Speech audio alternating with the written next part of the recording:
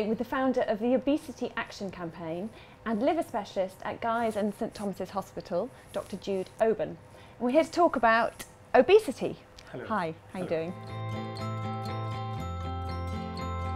So we clearly have quite a major problem in the UK at the moment with obesity. How bad do you think it's got? It's very bad. If you imagine that in 1980, the population prevalence of obesity in adults was 8%. Presently is at 30% and rising. That is a 300% increase in a few years. Wow, that is massive. Yeah, absolutely. I gather it's costing the economy how much a year? Well, the cost of treating obese patients to the NHS is at around £5 billion. That is the same amount of money that a country like Malta or a country like the Bahamas earns every year. But of course, some patients who are obese can't work, so the system still has to look after them. If you factor all that in, the cost to the UK economy is £30 billion. That is a huge amount of money. A government report came out a few years ago that said that by 2050, fully half of the UK population, the adult population, will be obese. We reckon we're going to get there way before 2050. So many people just associate obesity with diabetes. Yes. But obviously there are many other health implications, aren't there? What are the other... Absolutely. So probably the best way to do it is just to go from head to toe. Obesity is clearly associated with cancer of the esophagus, liver cancer, pancreatic cancer, colorectal cancer, prostatic cancer, postmenopausal breast cancer, not to mention osteoarthritis, not to mention heart disease. Oh yes, and of course we forgot about type 2 diabetes. So type 2 diabetes is but one of the many diseases that obesity is associated with. And I believe you perform, is it called balloon surgery on obese patients? Yes. Is that the same as like a gastric band? I don't know.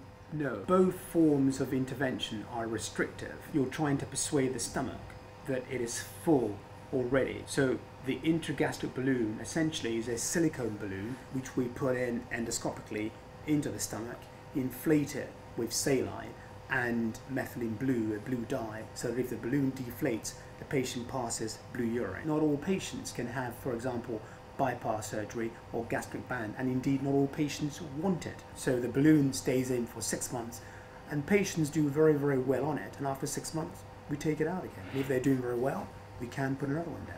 So on a basic level it takes up part of your stomach so Absolutely. that you can't eat any more than Correct. a small amount? Yeah. We don't want to get to that point, do we? That absolutely horrifies me, the idea of having that sort of intervention. So what do we address? Well, clearly we have to address the problem. Why is it that our population is getting fatter? Well, clearly it's intake, if you like, of high energy dense foods. So we need to reinforce the message over and over and over again. Food is good, too much of it kills you. But also we need to give patients and general public, if you like, a simple indicator of when they are taking in too much food, and that's where our new CERT tape comes in. So I've heard about this tape because I know that the BMI scale is meant to measure how overweight you are, isn't it? But it's inaccurate, isn't it? Why is it so inaccurate? Can you explain that? Sure, of course. So the BMI is calculated by dividing your weight in kilograms by your height in meters squared.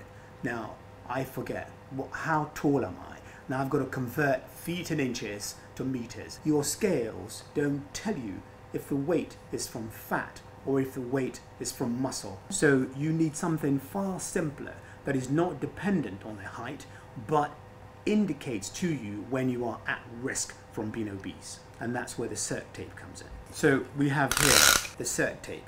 It's very straightforward. One side female, other side male.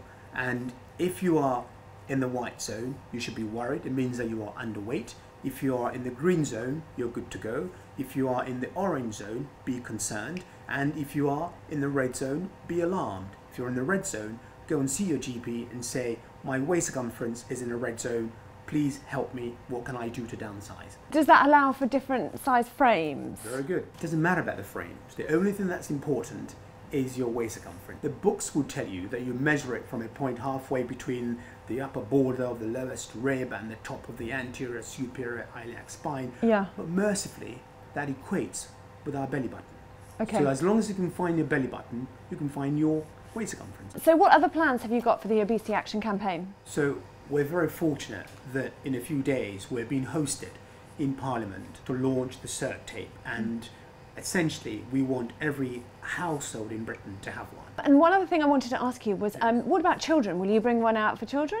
No. No, because they're continually growing? Absolutely not. And the reason we won't bring one out for children is because that would be the easiest way to get them bullied at school. Right. What we will do, however, is we'll have ambassadors going into schools, and we'll be telling the children, go home, measure mummy, measure daddy, and that way around. If the parents are healthy, invariably the children are healthy.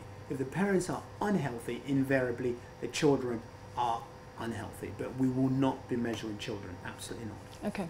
So are you starting a social media campaign about this? Because this will be the best way to get the word out there, I'm sure. Absolutely. We'd like for the general public to add their voice to ours at Obesity Action UK. Thank you, Dr Jude Oben. Pleasure. Thanks.